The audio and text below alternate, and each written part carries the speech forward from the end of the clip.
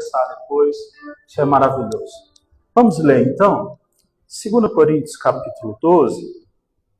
O texto diz assim, lá no versículo 1. É necessário que eu continue a me gloriar, ainda que eu não ganhe nada com isso. Passarei a referir-me às visões e às revelações do Senhor. Conheço um homem em Cristo que há 14 anos foi arrebatado ao terceiro céu. Se foi no corpo ou fora do corpo, não sei, Deus o sabe. Sei que este homem, se no corpo ou fora no corpo, não sei, mas Deus o sabe, foi arrebatado ao paraíso e ouviu palavras indizíveis que ao homem não é permitido falar. Nesse homem me gloriarei, mas não em mim mesmo, a não ser nas minhas fraquezas. Mesmo que eu preferisse gloriar, não seria insensato, porque estaria falando a verdade. Evito fazer isso para que ninguém pense a meu respeito mais do que de mim vê ou de mim ouve, para evitar que eu me exaltasse por causa da grandeza dessas revelações, foi-me dado um espinho na carne, um mensageiro de Satanás, para me atormentar. 3 vezes pedi ao Senhor que tirasse de mim. Ele, porém, me disse, a minha graça é suficiente para você, pois o meu poder se aperfeiçoa na fraqueza. Portanto, eu me gloriarei ainda mais alegremente nas minhas fraquezas, para que o poder de Cristo repouse em mim. Por isso, por Cristo, alegro-me nas fraquezas, nos insultos, nas privações, nas perseguições, nas angústias, por quando estou fraco, é que Deus me faz forte. Vamos orar? Pai, em nome de Jesus, é a mesma graça que o Senhor derramou sobre o apóstolo Paulo aqui nesse dia, que o Senhor derrame sobre nós. Sabemos que vivemos um momento difícil no nosso país. Além, ó Deus, disso, nós temos as batalhas espirituais que enfrentamos, temos as batalhas da vida, Senhor Deus, referentes à família, trabalho. Existem muitas situações que tentam nos colocar para baixo, nos derrubar, nos fazer agachar e não ter força para levantar. Mas maior é o Senhor, a sua misericórdia quando desce sobre nós. O Senhor nos ajuda, Senhor Deus, a tirar uma força de dentro de nós que não é nossa, que é tua, porque o Senhor é quem nos faz forte na fraqueza. Portanto, o Senhor disse ao profeta Joel, diga ao fraco, tu és forte, porque eu te faço forte. A alegria do Senhor, ela é a nossa força. E que nesse dia o Senhor possa nos animar, possa trazer novas perspectivas. Todos nós que estamos cansados da rotina, do dia a dia, de que parece que não vai haver boas notícias, apenas coisas que vamos deixar para baixo. Em nome de Jesus eu te peço, ó Deus, a mudança disso. Traga para nós, ó Deus, boas notícias, uma nova mentalidade. Renova a nossa mente, o nosso coração, as nossas emoções. Tira a angústia que estava amarrando o nosso coração, a ansiedade, a preocupação. E nos dá um coração, Senhor Deus, cheio de fé, esperando o melhor, porque nós vivemos pela fé e não pelo que vemos. Então queremos continuar acreditando e crendo que o Senhor tem coisas boas para nós e que nós não estamos à mercê dos homens maus.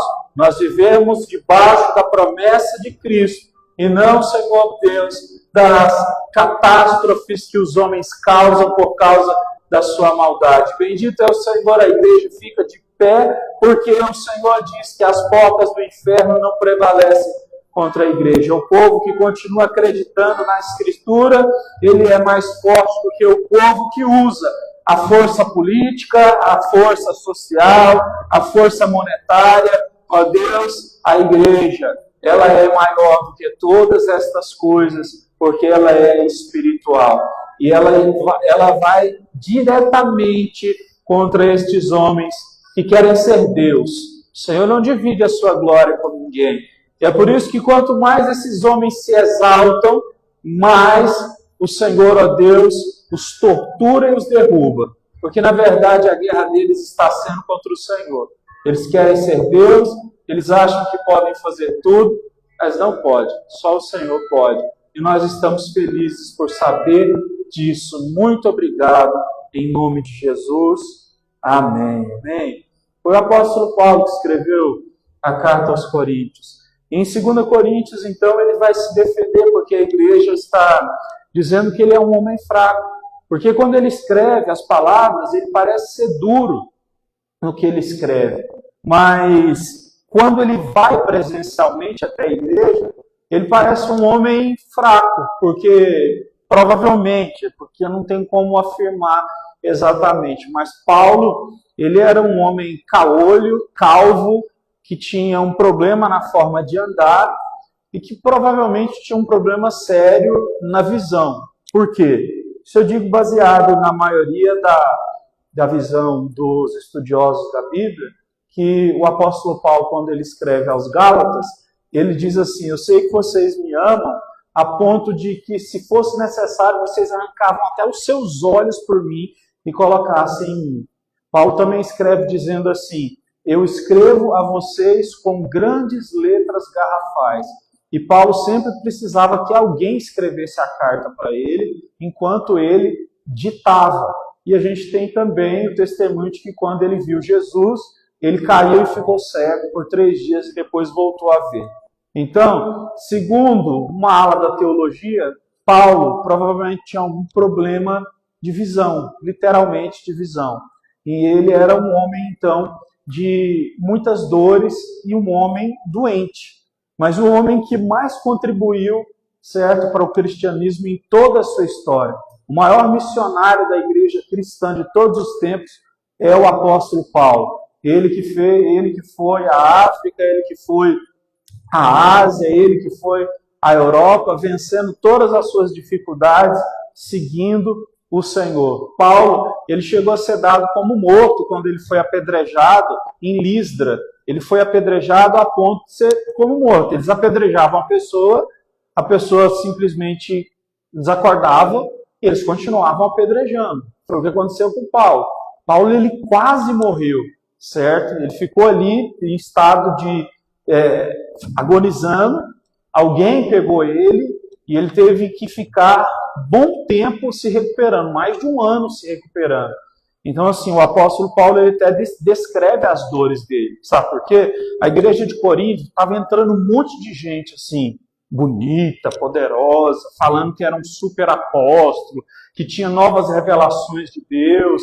E o povo está dizendo: esse apóstolo Paulo, esse cara só sofre, o cara é preso, o cara é apedrejado. Como é que a gente pode acreditar num cara desse? Paulo, ele diz o seguinte, que quando ele foi preso, todo mundo abandonou ele. Timóteo abandonou ele, que era o filho dele na fé. Tito abandonou. Todos os que estavam perto. Por quê? Porque Paulo, começou a ser tido como uma vergonha. Mas ele foi preso só por pregar o evangelho. Então, assim, ele perdeu a reputação dele. Aonde, certo, as pessoas levavam o nome de Paulo, Paulo, ele era tido como um prisioneiro, um desordeiro, um homem que falava mentiras, um herético, segundo a religião judaica. Ele era um herético porque se tornou cristão. Então, veja bem, nós estamos falando do homem que levou a fé cristã ao auge. Mas ele tinha o quê? Muitas fraquezas. A gente precisa entender isso. E servir o Senhor não é nós termos uma super força, ou não é nós sermos os mais bonitos, ou nem falarmos da forma mais eloquente. Nós não vamos ser as pessoas que talvez vamos atrair o maior número de pessoas para nos ouvir louvar, para nos ouvir pregar. Talvez nós nunca cheguemos, certo, a um patamar de fazer como o apóstolo Pedro, que pregou para 3.000 pessoas, aquelas pessoas se converteram. Mas nós, fazendo a vontade de Cristo, nós só vamos poder dizer que quando chegar o fim da nossa vida, como Paulo disse, ele disse, combati o bom combate, completei a minha carreira e guardei a minha fé. Não tem coisa mais bonita do que a pessoa poder chegar no final da sua vida e poder ter deixado um legado. Por isso eu quero deixar isso para você, sabe? Você tem um legado no que você faz, na sua profissão, na sua vida de fé, sabe? E você deixar isso é muito importante. É uma coisa maravilhosa. Enquanto a gente estava cantando aqui, estava me lembrando, porque a última música que a gente cantou, ela tem, eu acho, mais de 20 anos. E eu me lembrando que foi na época, que eu fui para a igreja e eu ia para os montes. Hoje em dia eu não posso fazer esse tipo de de jejum por conta da saúde. Mas eu ia para o monte, ficava 3 dias de jejum de água, de alimento, ouvindo esses louvores, orando a Deus, lendo as Escrituras, e por várias vezes eu fiz isso, né, que era uma forma que eu entendia que era de consagração a Deus. E quando eles estavam aqui cantando, a Carla e o Gustavo, eu percebi assim, gente, passou 20 anos, né, e ainda tem muito por vir. Eu acredito que Deus ainda vai deixar eu aí pregando por mais muito tempo. Então vai chegar no final, acho que um legado vai ficar, né? Da mesma forma que eu quero deixar um legado na minha família, eu quero terminar a minha vida casado, com os meus filhos, sem nunca ter traído a minha esposa. Eu quero deixar um legado. Deixe um legado, sabe? O que você faz é muito importante. Então, não deixe nada macular isso. Você é uma pessoa que recebeu um dom, você é uma pessoa que recebeu uma vida, então carregue isso no seu peito, porque é maravilhoso. No final, ainda que todo mundo possa nos deixar de lado como deixou Paulo, a gente vai poder dizer, eu combati o bom combate, terminei a minha carreira e eu guardei a minha fé. E Paulo tem o seu legado agora. Ele pode ter sido não reconhecido nos seus dias, mas nos dias atuais nós sabemos quem ele é e como ele é considerado. Veja bem, quando ele vai escrever para os Coríntios, ele vai falar sobre a importância da graça. Mas nem nesse momento ele quer, de alguma forma, se gloriar. Porque um verdadeiro cristão não se gloria por servir a Deus. Na verdade, serve com grande humildade. Essa, na verdade, é a marca de um cristão, a humildade. A humildade precisa estar nos nossos corações. Quando ele começa a escrever o texto que eu li, ele diz assim, eu conheço um homem que há 14 anos atrás, se no corpo ou fora no corpo, não sei, mas teve visões que não podem nem ser faladas. Ele, na verdade, está falando de si mesmo, mas ele não quer se gloriar, porque ele está, certo, falando com a igreja, porque a igreja está muito fascinada com esses falsos apóstolos, que fabricam milagres, que fabricam palavras parecendo novas, que são homens que são, né, suntuosos na sua forma de se vestir, de falar. A igreja sempre sofreu com isso. A igreja sempre sofreu com pessoas que chegavam à frente da igreja e diziam assim, eu sou um líder, eu sou um super apóstolo, e aí você via pessoas, né, altamente imponentes, com uma condição retórica muito grande, uma riqueza extrema. Infelizmente as pessoas caem nisso hoje em dia, né? Eu não sei se vocês já viram, mas tem algumas propagandas que a gente procura, por exemplo, patrocinar no Instagram para falar da igreja, e às vezes aparecem umas propagandas para mim. E apareceu uma propaganda para mim de uma igreja esses dias, que era assim, estava um rapaz com uma moça, parecendo que era a namorada, e ele estava num carro esportivo, acho que era uma Lamborghini. E eles estavam passando ali, assim, do lado do condomínio fechado, acho que é a Aldeia do Vale. Aí tinha um rapaz andando a pé. E aí o cara parou e disse, ih, como é que você está? E isso era propaganda da igreja. Ele disse assim, eu estou bem. E aí o cara do lado de fora disse assim, mas que carrão, hein? O que você está fazendo? Aí ele disse assim, cara, estou indo lá na igreja tal, vamos lá? Aí ele disse, que isso? Bora, uai, desse jeito fica bom. E acabou assim a propaganda. A propaganda é mais ou menos assim, né? Pô, vamos lá na igreja que uma hora a Lamborghini chega, entendeu? Esses caras faziam a mesma coisa na época de Paulo, certo? Então, assim, olha a forma como as pessoas tentam atrair os outros, né? E eles faziam isso. Paulo, ele nunca se gloriou das visões, das revelações que o Senhor deu para ele. Paulo foi um homem muito usado por Deus, certo? Paulo foi um homem, por exemplo, que foi usado para ressuscitar um rapaz que morreu. Que caiu de uma construção do 3º andar. O apóstolo Paulo foi usado por Deus orando por ele. Esse rapaz ressuscitou depois de ter quebrado o pescoço. O apóstolo Paulo, ele foi usado para curar muitas pessoas também na ilha de Malta. Ele sofreu picada de uma cobra venenosa e não morreu. Isso fez com que as pessoas acreditassem que ele era um homem de Deus, e ali ele pregou para todo mundo, certo? E aquela aldeia inteira se converteu ao cristianismo. Então, ele nunca se gloriou nessas coisas. Ele nunca escreveu para a igreja dizendo assim, olha, eu fiz esse milagre, esse milagre, esse milagre, esse milagre, esse milagre, eu vi Jesus Jesus falou diretamente comigo, nunca falou nada disso. Porque um homem de Deus, ele não está com esse tipo de linguagem para tentar chamar pessoas para si. Então, ele vai usar isso aqui de forma retórica para dizer que, gente, existem pessoas que Deus chama e que a gente não tem nem noção da grandeza, certo? Da graça e da fé que Deus colocou no coração dessa pessoa. Às vezes é a mais simples, a mais humilde, o mais tranquilo, que menos quer se parecer espiritual. Mas a pessoa que tem o coração cheia de fé, cheia de Deus, cheia da presença do Senhor nosso Deus. Por isso que, sabe, sempre que você olhar uma pessoa que quer se parecer espiritual, põe os seus 2 pezinhos para trás, sabe? Porque uma pessoa que de fato é espiritual, ela não faz questão nenhuma de se mostrar espiritual. É uma pessoa humilde, que serve a Jesus com uma graça muito simples. Jesus era assim. Jesus, ele nunca quis holofotes nem ser o sagrado rei em Jerusalém. Ele, quando curava alguém, dizia, não conte a ninguém. E ele falava isso de verdade. Não é porque ele queria que o povo contava, ele dizia, não conte a ninguém. Por quê? Porque senão aquilo ali ia fazer as pessoas olharem para Jesus como um rei humano. E ele não veio para isso. Ele veio para pregar a palavra de Deus, falando sobre o reino dos céus.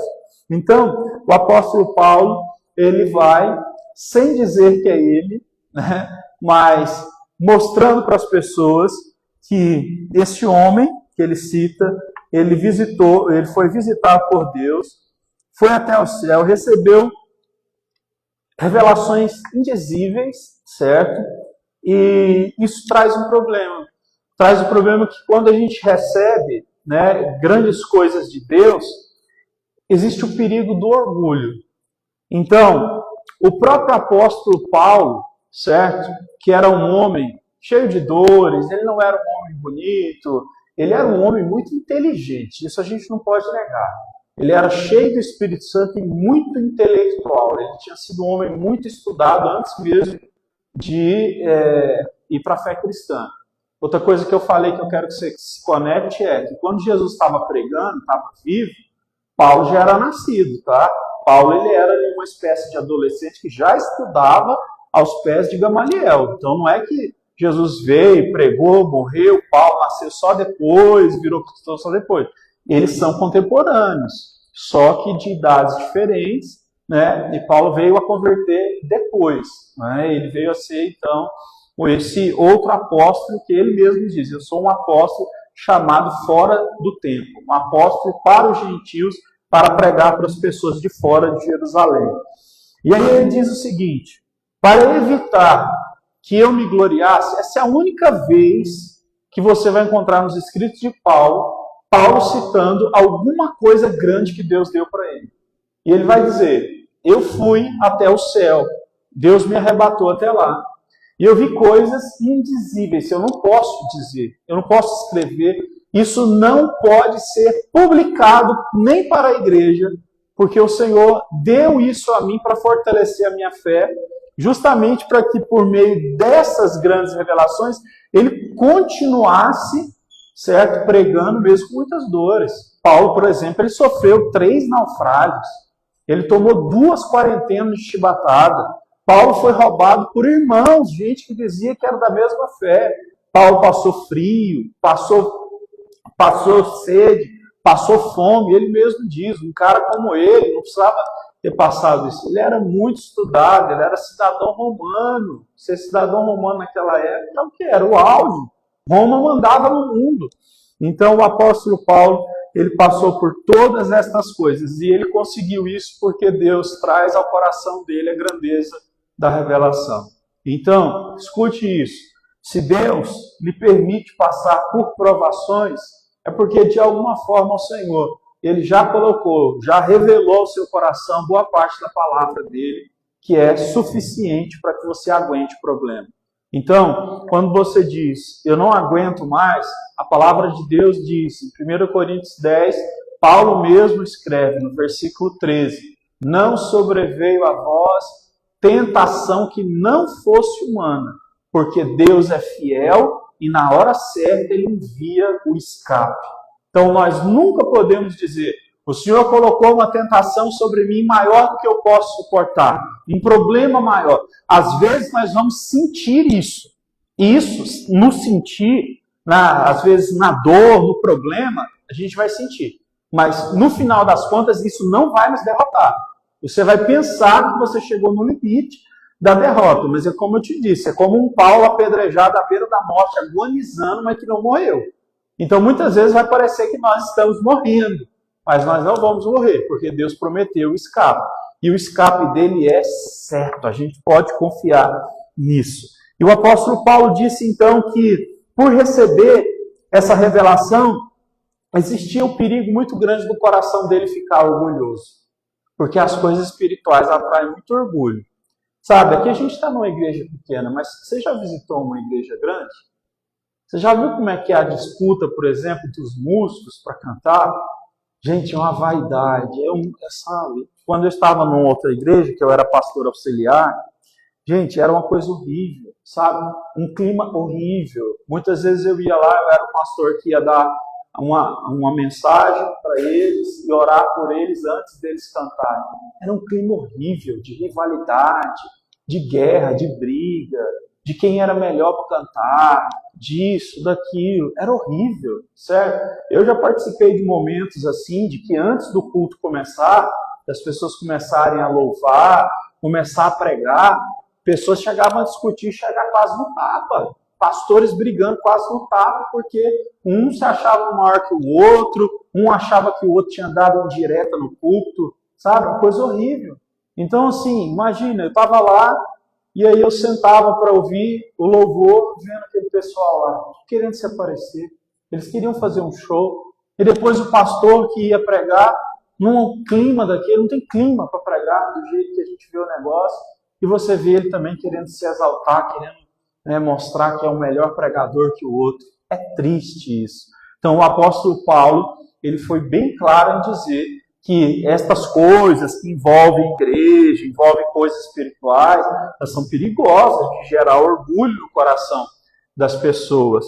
E aí ele mesmo diz que Deus fez uma coisa na vida dele para que ele não perdesse a razão e continuasse sendo um servo de Deus. Olha o que diz o verso número 8. Ele diz assim: 3 vezes eu pedi ao Senhor que tirasse de mim. Vamos no verso 7, desculpa.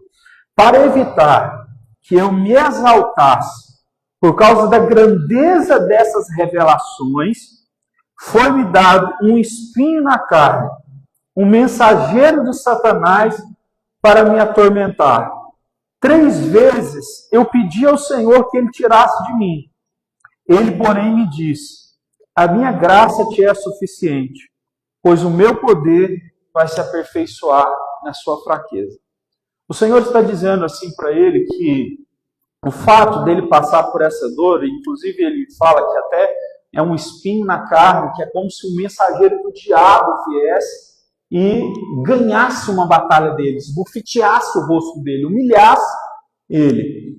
Ele vai dizer, certo? Ele vai ouvir de Deus que é naquele momento que, na verdade, ele se torna mais forte. Essa é a grande questão. Na nossa vida, nós estamos sempre pedindo que Deus nos coloque num próximo nível, não é verdade? Nós não queremos ficar no nível que nós queremos subir um degrau, né? Seja em qualquer área da nossa vida, principalmente a espiritual. Mas nós queremos subir, nós queremos ser pessoas que recebem mais o fruto do Espírito, a presença de Deus. Nós queremos crescer profissionalmente em todas as áreas. E o que acontece? Quando o Senhor vai nos dar a capacidade de passar para o próximo nível, geralmente Ele permite com que nós sejamos atacados e sejamos, então, tocados de uma maneira difícil. Então, é o que a gente costuma dizer. Os problemas ou as provações, elas vêm de Deus. E elas precedem, certo, muitos milagres e muitas coisas boas que Deus vai fazer. Consegue entender isso? Deus, às vezes, coloca limitações em mim e em você para que nós nos desenvolvamos pela graça dele, e muitas coisas boas possam ser feitas. Então, vamos dar exemplos para isso ficar claro? Por exemplo, o Einstein, que não conseguia se desenvolver no ensino fundamental e no ensino médio, reprovou várias vezes, não é? A gente sabe que ele não se enquadrava, a inteligência dele não se enquadrava naquele método de ensino dos dias dele. E ele, quando foi colocado, então, para estudar de uma forma em que ele poderia desenvolver, certo, todo o talento que Deus tinha dado para ele, que beneficiou a humanidade, aí ele cresceu. Então, muitas vezes, a gente ora a Deus e pede algumas coisas, e às vezes Deus nos dá dores. E a gente diz, mas o que eu queria era só me desenvolver nessa área. Deus coloca dores nela, às vezes, para te levar para outras. Você sabe o que uma pessoa conversou comigo esses dias?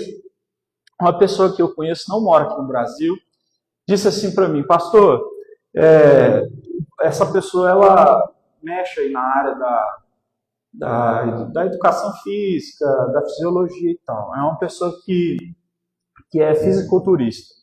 Só que essa pessoa conversando comigo, ela disse assim, eu sei, pastor, eu não nasci com uma boa genética para ser um fisiculturista.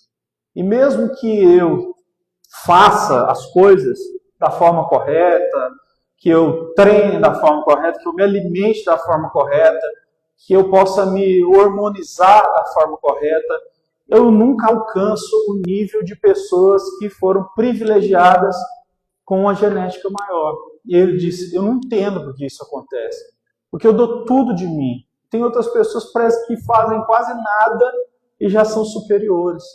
E então eu digo a essa pessoa, olha, o Senhor Deus, Ele te deu graça, talvez não para que você seja um fisiculturista, mas para que você seja um grande coach de pessoas que trabalham nessa área, ou que vão ser, ou que já são fisiculturistas.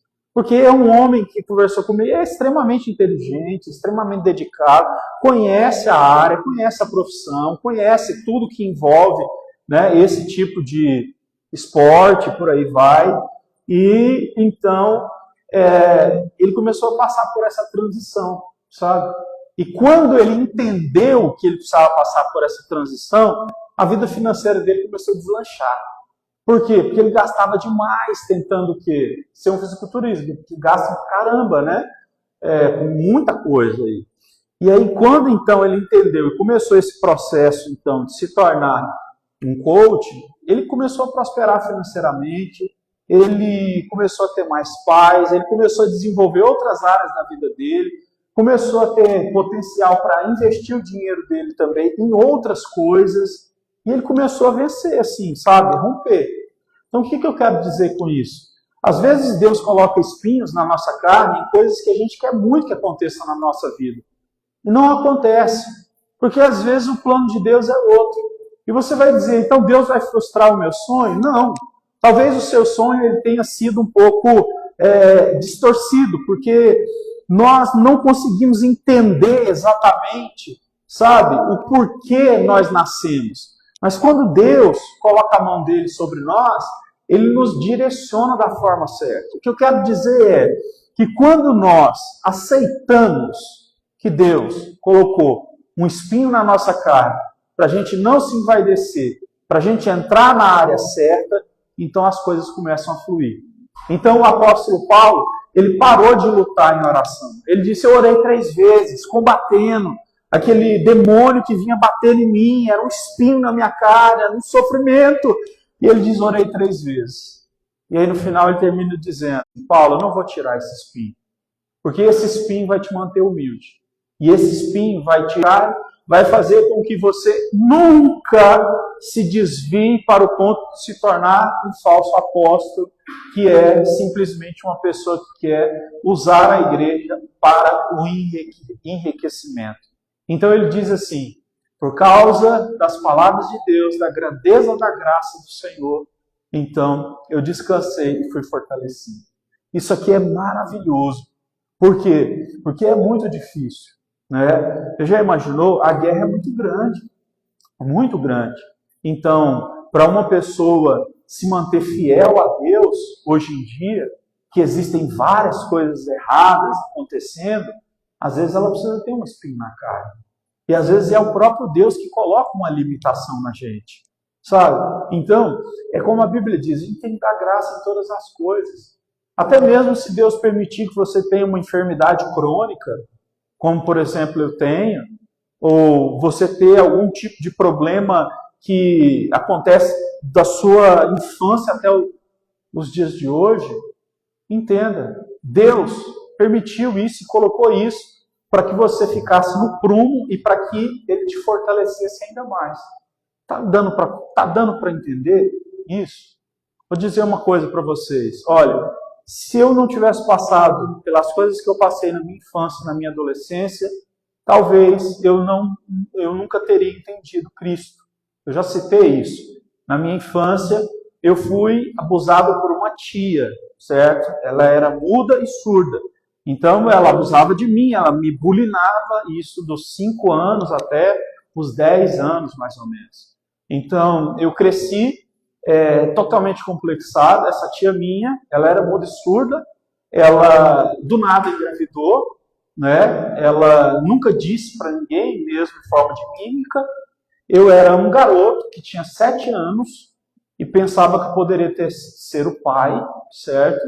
E eu nunca abri essa história para ninguém, para os meus pais ou para alguém que pudesse me ajudar. E eu lembro nessa época de que tinha muitas propagandas na televisão com relação à questão da AIDS e essas coisas. Então, assim, eu era um garoto muito, muito complexado, extremamente tímido e extremamente, assim, a minha cabeça não girava de acordo com as crianças da minha idade, certo? E aquilo ali despertou, então, uma sexualidade muito precoce em mim. Foi muito ruim, foi muito pesado. Eu só tive coragem, então, de abrir e expor essa história para os meus pais depois que eu me tornei maior de idade. E isso foi uma coisa séria. E depois também eu sofri com uma doença muito séria, uma enfermidade muito séria, que na tireoide e também na questão da síndrome do pânico. Então virou uma doença crônica, né? Isso depois que eu já estava na igreja, e isso é uma coisa que eu tenho que sempre lutar contra. Então, assim, o pânico, a ansiedade, certo? Os transtornos de humor, eles estão sempre tentando me pegar, de alguma forma. E se eu não me direcionar a Deus, eu sei que eu vou ser derrubado. Só que tem uma coisa, essas coisas que aconteceram comigo foram as que me firmaram para que eu continuasse sendo um pastor que prega a Bíblia, certo? Porque, só para você ter uma noção, quando eu tinha 17 anos, eu liderava uma célula de uma igreja, certo? E nessa célula que eu liderava, estava praticamente 100 pessoas no salão de festa. Porque eu pregava um pouquinho e depois eu saía profetizando para todo mundo, entendeu? E muita coisa ali acontecia. E Deus fazia o que Ele queria, muita coisa eu não sabia nem o que eu estava fazendo, se era mentira, se era verdade. Eu só sei que eu tive a oportunidade de fazer coisas e de lidar com pessoas ou de formar uma igreja maior várias vezes. Eu já tive pessoas que me ofereceram essa oportunidade, certo? Você vai lá, entrar lá e fazer isso. E o que? Por causa dessas coisas, por causa desse espinho que eu tenho na carne, eu nunca aceitei. Porque isso não é o que Deus quer. E eu prefiro então, certo, morrer pregando para 20 pessoas do que me render a uma vida mentirosa simplesmente para ganhar dinheiro, simplesmente para fazer pessoas se enriquecerem usando o Evangelho. Então isso acontece muito. Então eu dou graças a Deus pelas minhas dores e pelas minhas enfermidades, porque a graça de Deus cresce aí. Eu quero que você pense por um momento só, a gente já está terminando a mensagem. Pense por um momento nas dores e nos maiores problemas que você já enfrentou na sua vida e que você enfrenta até hoje. Pare para pensar nas coisas que você aprendeu com seu pai, com a sua mãe, que até hoje são um sustentáculo para que você não tenha desviado seu caráter, mesmo com oportunidades que você teve.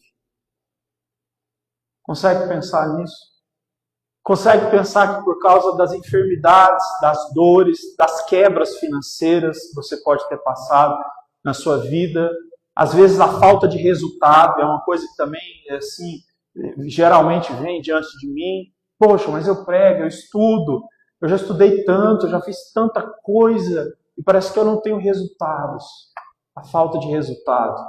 Quantas dessas coisas muitas vezes vêm tentar assombrar as nossas mentes, sabe?